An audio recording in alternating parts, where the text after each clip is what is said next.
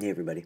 So last night I pulled out my remaining Muskets and Tomahawks figures, the ones that I still need to work on, and most of these are from the order I made just about a month or so ago. Some of them I've had from before. Not pictured are 6 natives that I've already started. So in total, that gives me about 68 models to go. And this is the problem with fielding both sides of a game. I have 68 more models to go on top of all the models that I've already painted. So that's a lot of models. But this is my fault. I've chosen to pick up enough models for both sides, which in the end I don't mind. I think it'll work out in my favor because I'll be able to run games and play games, and other people don't have to put money into it, which is always makes it easier to find an opponent, but not a really dedicated opponent, I find. But we'll see. We'll see what happens.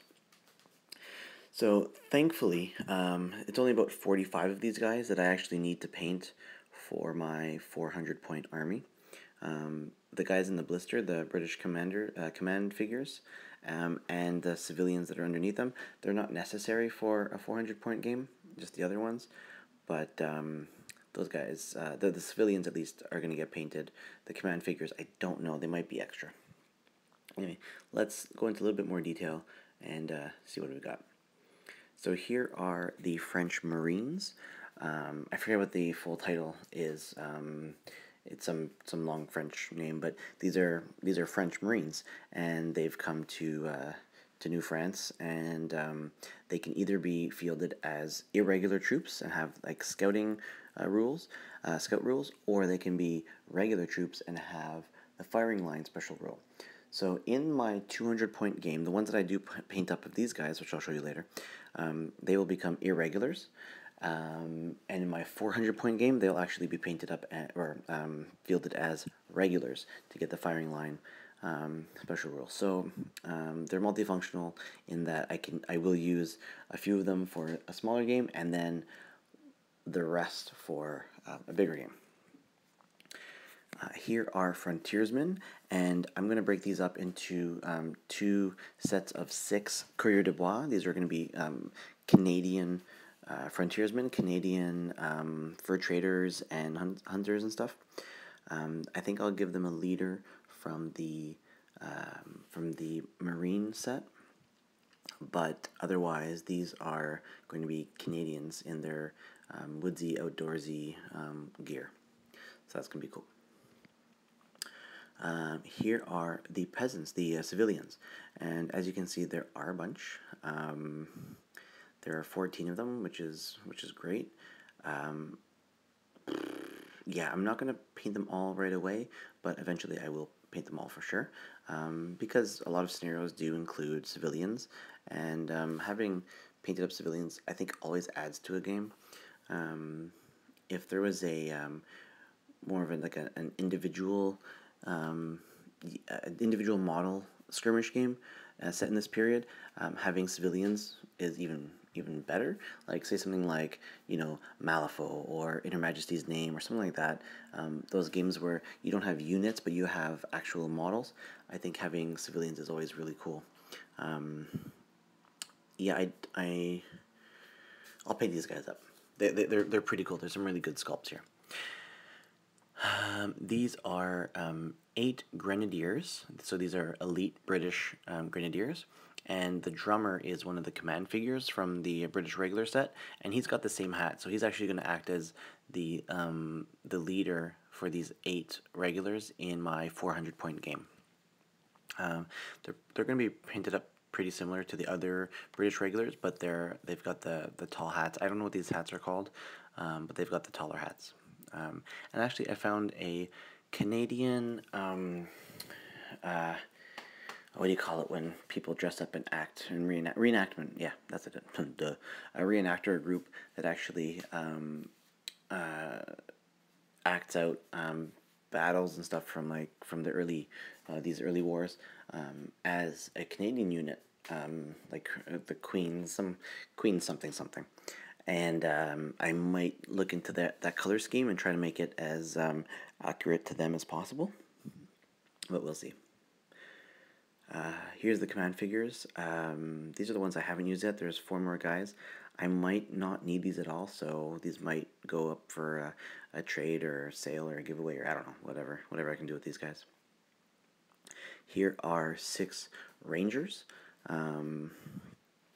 Yeah, this is one of the packs of Rangers that I need to paint up.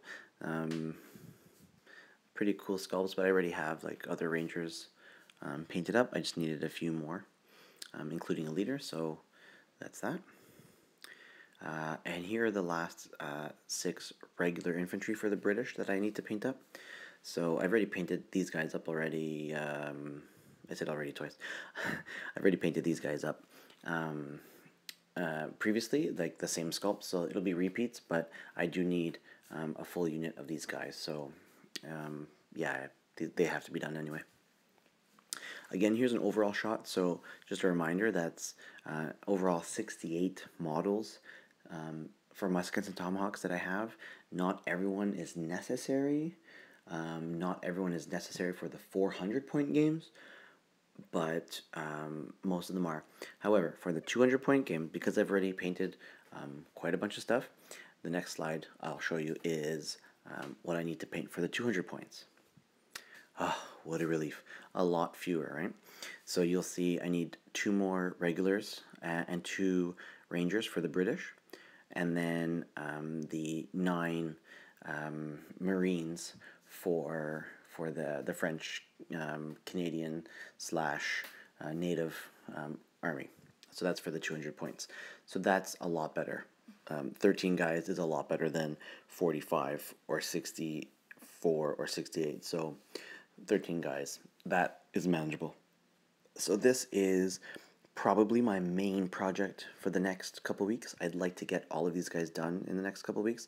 The Marines, I'm going to be painting in the blue and white color scheme that that Warlord has them in and Conquest has them in, just because I want them to act as Marines, I think, but I don't know for sure, but we'll see. I think that's what I'm going to do. The Rangers and the British regulars, I'll paint them like I painted the other ones. Same color scheme for the regulars, and a green coat, and then other colors for the Rangers, just to make them all match. Anyway, so this is my uphill battle with Muskets and Tomahawks. This is my my big thing that I have to deal with over the next few months, really. It's a lot of models to paint. I feel like it's almost like a Games Workshop kind of army now, where I have so many models to paint. Although the good news is this is 2 different sides, and technically I could make it 3 different sides with the natives, since I have 24 natives. I could make 200 by 200 by 200 point armies with all those natives, versus maybe natives versus French versus British, something like that. But we'll see what I can do. Anyway, thanks for watching. I know this was a long one, but I just wanted to show people what I'm facing in Muskets and Tomahawks, and I'll have to say, as much as it is, it's not a problem. I am excited for it. Can't wait to get all these guys done, and it'll be a very rewarding experience to finish all these guys, I think, and have 2 complete full armies to showcase. Anyway, thanks for watching. Have a good one. See you soon.